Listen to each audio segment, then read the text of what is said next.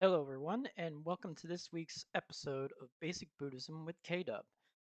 So, in this episode, we're going to explore the concept of anatta, which means non self, egolessness, no soul, depending upon the context in the word, excuse me, depending on the context that the word shows up in. But ultimately, we're going to look at it generally.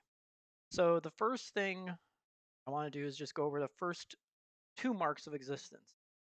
That being impermanence and dukkha. We've already talked about those. Impermanence being the transitoriness of all conditioned phenomena, all created phenomena. And also that those created phenomena are ultimately a source of dukkha, that being suffering or unsatisfactoriness. Why? Because they are unstable. And as human beings, we really appreciate stable phenomena over those that are unstable. Just like um, in economics.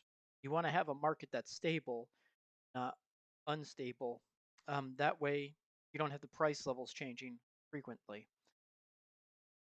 All right, so this whole thing about not self really boggles the mind of some people in the West because of the culture that they grow up in and their backgrounds may include Judeo Christian or Abrahamic religions, which state that there is some form of entity or some essence that is a spirit or a soul that um, we all sort of have.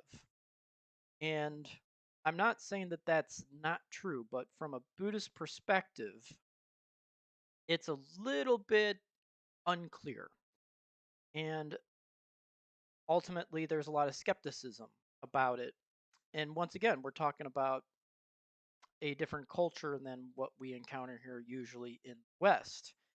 Not saying that the West doesn't have a lot of multiculturalism, it's just the dominant sort of viewpoint that there is a soul and a person dies, and sort of like the soul is free and what have you, depending on which faith or religion or philosophy or way of life people adapt to.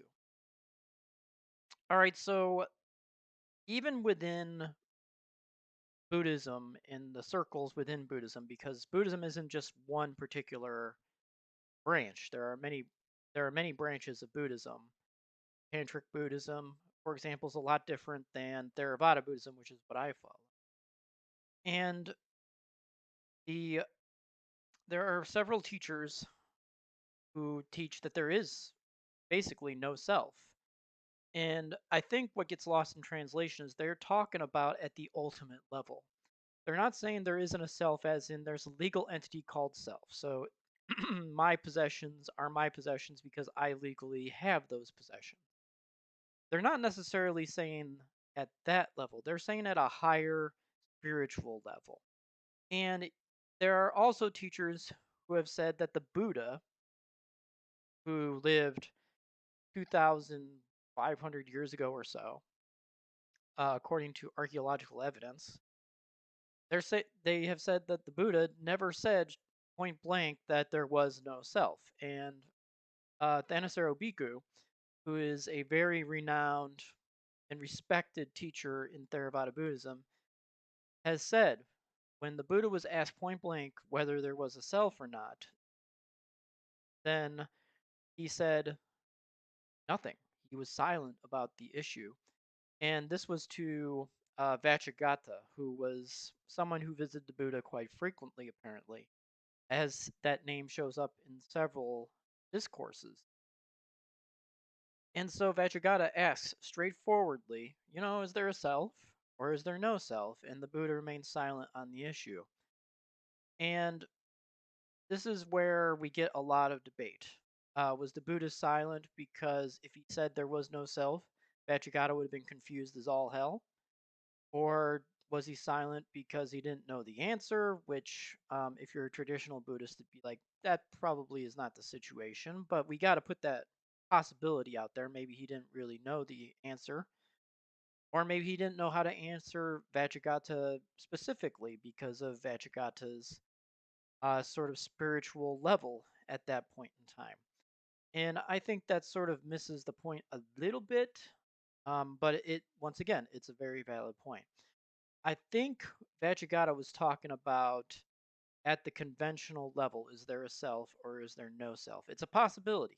We don't know because we weren't there. Uh, we have people that have studied the texts uh, over and over and understand the language better, and maybe it'd be a better question for them to ask. But I feel like Vajragata is talking about at a conventional level. Is there a self or is there no self? Because, and I'll show you in a second why I might think that. So, just to explain this, at a conventional level, we're talking about the legal level, what we can sense, the empirical part of things. Is there a self empirically? We would probably think that there is. I would argue that at that particular level, you can make an argument that there is a self because we have personality traits that are relatively stable. I believe those are called cardinal traits. And sure, there are parts of us that change, but those stable parts remain relatively unchanged. Perhaps al- not inalterable, because people can change some of their personality traits or modify them or alter them. But at the same time, there are stable traits where we're in a certain situation and it's our go-to. That doesn't mean that we use it in all situations, but it's sort of our go-to in most situations. So you might say, well, that's self, but we'll get into that a little bit later. And then there's the ultimate level. So the conventional level is what we use to describe the world. So if I say there's a tree over there, you don't even need to see the tree. You have a pretty good representation of what a tree might look like. Unless you're blind, I'm not really sure how that would work if you're blind.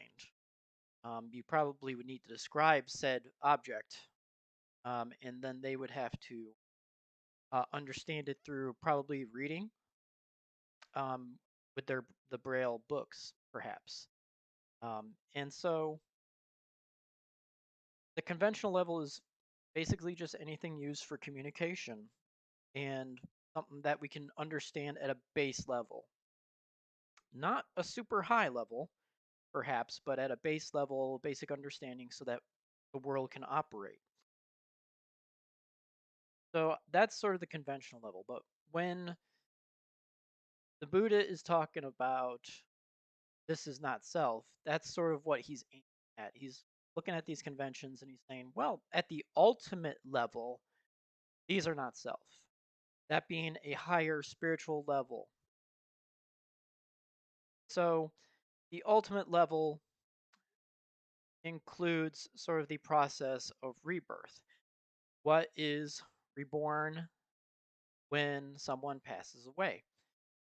Is it this, that, the other? What's going on here? And it's a very complicated process, and it's worthy of another video. That's a whole video in itself. And so at that ultimate level, there is no stable, eternal entity that we call self that goes from lifetime to lifetime to lifetime to lifetime during the process of rebirth. So that's so when I talk about not self, that's my interpretation. Not self is not having an eternal entity that is called K-dub that is reborn from lifetime to lifetime to lifetime. And I think I could summarize some of the imagery used for that process in a future video. Sorry, itchy nose. Hopefully it's not early allergies. So we have those two distinguished conventions. We have the conventional and we have the ultimate. Now let's look at the conventional level. I have a cup here. So it's a red cup. I use it frequently for beverages. So it is mine because I bought it at Dollar Tree when everything was a dollar, and it's in my possession. So possession is 9/10 of the law, right? But that's sort of at a legal level. It's not at an ultimate level. At the ultimate level, it's really just matter. That's about it. And there's a whole text called the Abidama, which means higher teaching or higher truth if you want to use the alternate translation of Dhamma or Dharma, is the Sanskrit. But at the ultimate level, that's just sort of matter. It's not anything other than matter. It's we put our possession of that thing into our brains, and then we think, well, that's mine, and then that creates the opportunity for us to cling to that thing. Say, this is mine. No one else is getting it. I will never be separated from this object. And we hold these objects dear. And what can get in the way of this is, for some people, this is relatively straightforward. Objects, whatever, you know? But they don't realize that at the ultimate level, human beings are also objects. Think about it. Just like a cup, we're made of matter. Just like the liquid within the cup, we are composed of the water element, if we wanted to use the old school sort of language. Uh, we are made of the fire element, heat. And ultimately, what it comes down to, and we have the wind element too, according to the texts as well, as in the wind through the bowels, in and out breathing, all that jazz. When you think about it, we try to think of human beings as unique, but in reality, we have a lot in common with inanimate objects. Sure, inanimate objects probably don't have consciousness. We've never really, there's no real way to empirically rule that out, because who knows? There may be a sentient inanimate object at some point, which means that it will no longer be an inanimate object, probably. It will have to change the designation, and that doesn't go well with our dichotomies. But I think at the ultimate level, we try to think of human beings as being unique and different, not like other things. But to be honest with you, I probably have a lot in common with this cup. Matter of fact, I probably have a lot in common with Bill Gates. I probably have a lot in common with former President Barack Obama. I probably have a lot in common with a villager living in Africa. I probably have more commonalities with those beings than I do differences. But we like to magnify the differences because we like being different. And yet, we like being different, and yet we want to be accepted, and we want to be right. So human beings can be a little bit complex, especially if we don't examine our being and existence critically. So, what ultimately are we talking about when we are talking about at the ultimate level? So this is something that is difficult to describe because we don't really see that ultimate level very clearly, because we are stuck in the conventions. I really don't think of a tree as matter necessarily unless I really think about it. I think of it as a tree because it's easier, and I don't have to blow my mind thinking about, wow, it's matter, it's got water element in there. We call it a tree, but is it really a tree? We don't think about that because it would overload our brains if we were thinking about that all the time and saying, well, that's not really my boss because it's just matter and water element and mental processes and consciousness processes. That's not my boss. But we have those conventions so that our brains don't overload, and so that we do have some sort of concrete foundation that this does exist and it exists this way. It's a simplification of what the real world is actually like. And this is all from a Buddhist perspective. So if you disagree with it, that's fine. Actually, I would say examine everything that I say. And if you don't agree, or if you find a source that doesn't agree with me, that's great. Matter of fact, I would welcome you to post the source in the comment section. All right, so at this ultimate level, we're saying that nothing is self.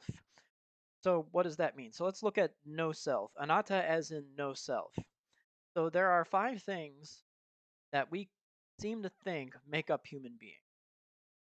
Physical form, which is inconstant, a source of stress, therefore it cannot be self. That's the whole argument with the 3 marks of existence. As long as something has these three marks of existence, it cannot provide lasting happiness, and we shouldn't be clinging to it at the ultimate level, the ultimate spiritual level.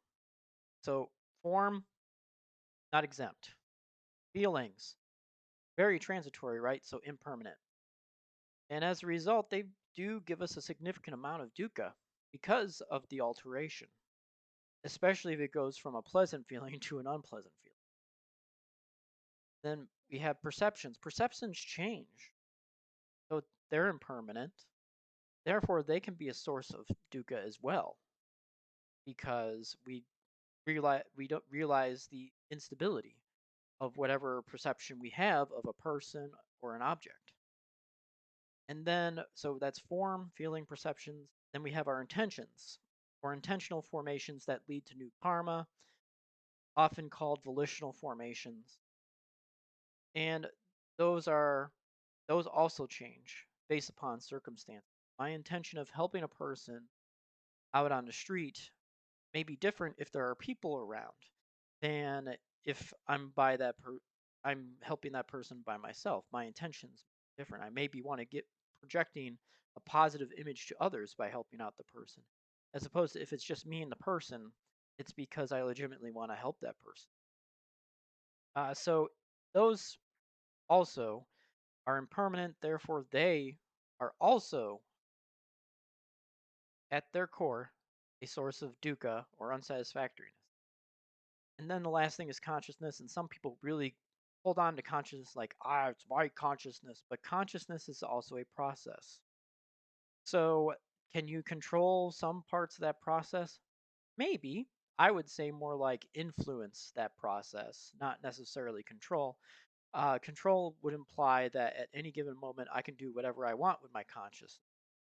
And therefore, at the ultimate level, we would look at consciousness and be like, yeah, that's more of a process. That's not really something that is self.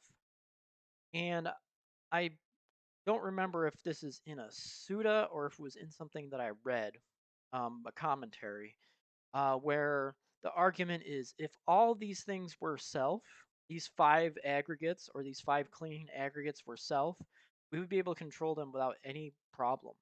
We would never get sick because if we felt sickness coming along, we would just say, "I'm healthy," poof, and it'd be gone. And we'd never grow old. We'd just say, "Stay young," poof, and then we're young forever. But that's not how that works.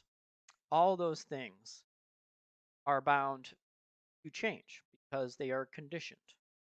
They arise because of something else. And therefore, all of those things are not really self at the ultimate level, at the spiritual level. They are not a permanent entity that gets reborn from lifetime to lifetime. And therefore, we shouldn't be clinging to these things because of their impermanence and because they actually cause us dukkha, even though it may feel pleasant. And why would we want to cling to something that's not ours at the ultimate level? So that is sort of like the whole argument with three marks of existence, not self. So that's the no self part. Now there's no soul. And this really gets into the eternalism versus annihilationism, which were the two extremes during the Buddhist time, according to the texts. So eternalism was there's a soul and it goes from lifetime to lifetime to lifetime. And the Buddha denied that viewpoint. Then there's annihilationism where upon death everything ceases. There's nothing after. And the Buddhists didn't speak to that viewpoint either. He was about finding the middle way. That's what he was looking for when he left the palace life. Was that sort of middle way. And the middle way is of course, the Four Noble Truths, the Noble Eightfold Path, dependent origination. All of those things go toward that middle way. I would argue especially dependent origination because that sort of explains how things sort of arise. How do feelings arise? Through contact.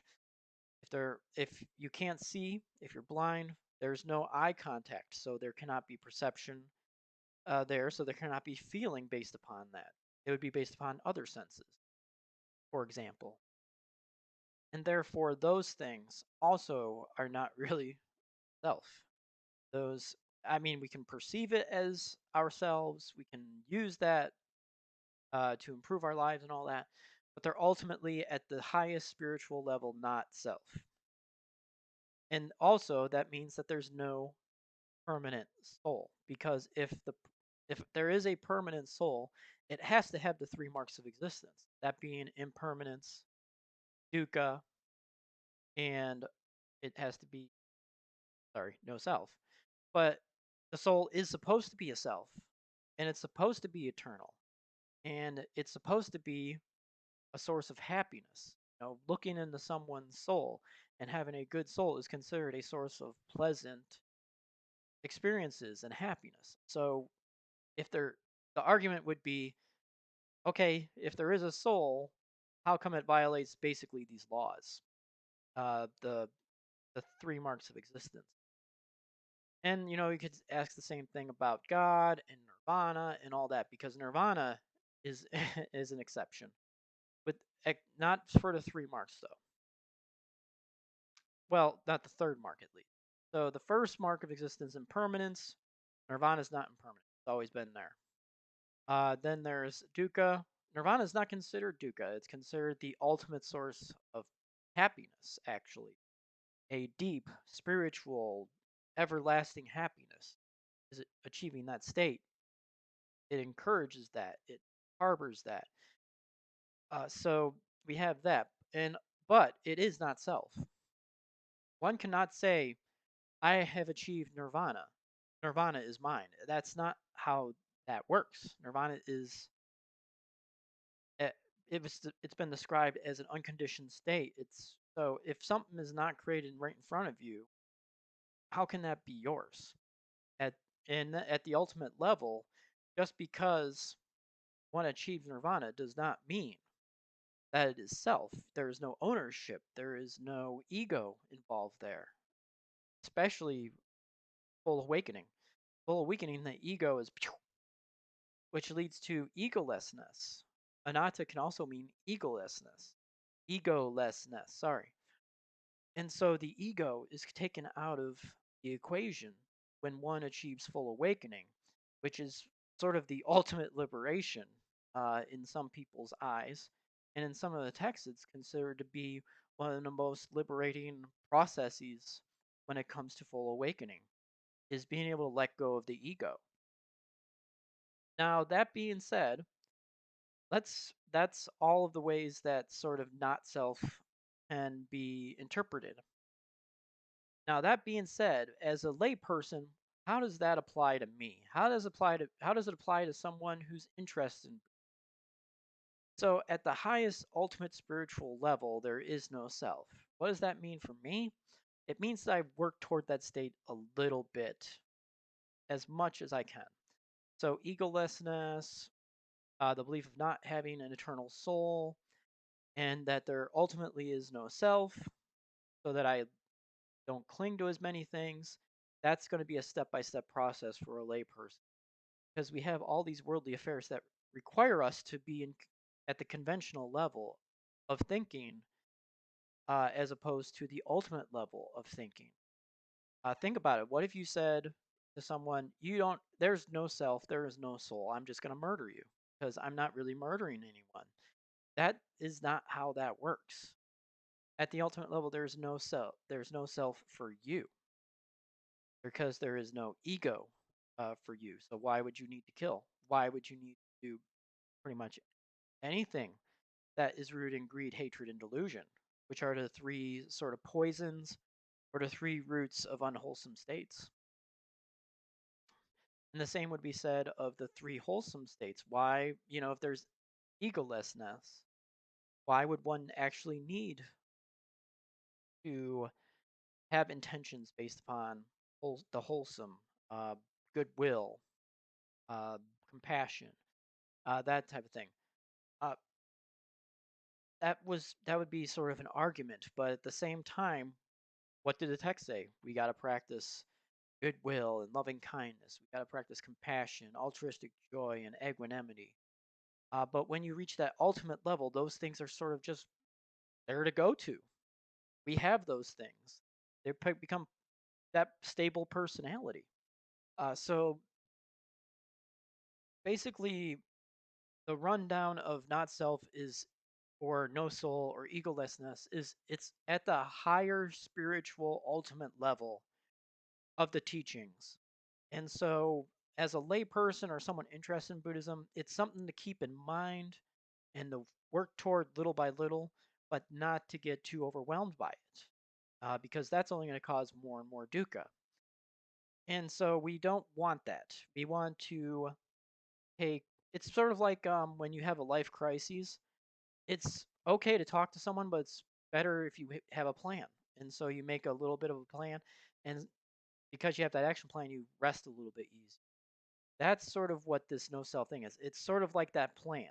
Now, you may not implement the plan to the letter, but as long as you're making little by little progress, then it's probably working toward that ultimate goal, even if it takes a million lifetimes, which is a possibility, according to the text, because it is considered potentially endless the number of lives that a being will go through, even though they're not the same being when they're reborn. We can do that in another recording, though. All right, so that is at the ultimate level. The conventional level, the law says there's self. There is. Uh, there is ownership stuff, sure, absolutely. But at the ultimate level, even those things are not self, not something that are fit to be clung to. Uh, what's Nothing's really fit to be clung to, even the teachings, because the teachings are not self too. And so at the ultimate level, that realization of non-self or egolessness or no soul is considered to be very liberating, because the being is no longer clinging to a personality, clinging to an ego, clinging to a whole self, clinging to the five aggregates. So I think that, ultimately the takeaway is not self is at the ultimate level. There's also the conventional level for communication and making sure the world operates relatively smoothly, because communication would be awfully difficult if you kept saying this being, this being, this being, which one? So you say, well, I feel this instead of this being feels this. Although sometimes in meditation I'll say, this being feels dukkha. Or if I really wanted to take the ego out of it, there is dukkha. It's just sort of present. All right, so I hope that wasn't super duper confusing like Vajragata, but I'm going to show you this. So this is the Sutta to Ananda, which is the Samyutta Nikaya 4410. I'll put the link in the description. So this is where is Vajragata says, is there a self? Is there no self? And then it sort of goes away. Ananda asks, so why didn't you answer that? And it says here that the Buddha says, if I, being asked by Vajrayana the Wanderer, if there is no self, were to answer that there is no self, that would be conforming with those Brahmins and contemplatives who are exponents of annihilationism. And if I said that there was a self, that would be conforming with the Brahmins and contemplatives who are exponents of eternalism. And so it doesn't conform to the middle way to answer that question directly, I guess, would be the sort of interpretation. Now, and then he asks, well, if I, being asked by Vajrayana the Wanderer, if there is a self, were to answer that there is a self, would that be in keeping with your rising knowledge that all phenomena are not self, including nirvana? And Ananda says, oh, absolutely not. And if I, being asked by Vajragata the Wanderer, if there is no self, were to answer that there is no self, the bewildered Vajragata would become even more bewildered. Does the self I used to have now not exist? I think that's a conventional self thing. That is my interpretation. I'm not sure if you all would agree with that, but I think that Vajragata stuck on the conventional self and therefore won't be able to understand to a high degree ultimate no self sort of teaching. All right, so in the next video, we'll do the Four Noble Truths very quickly, and then we'll do the No Eightfold Path, and then I'm going to have to think about what we're going to do after that. So until the next recording, everyone, take care of yourselves, and I'll talk to you soon. Bye for now.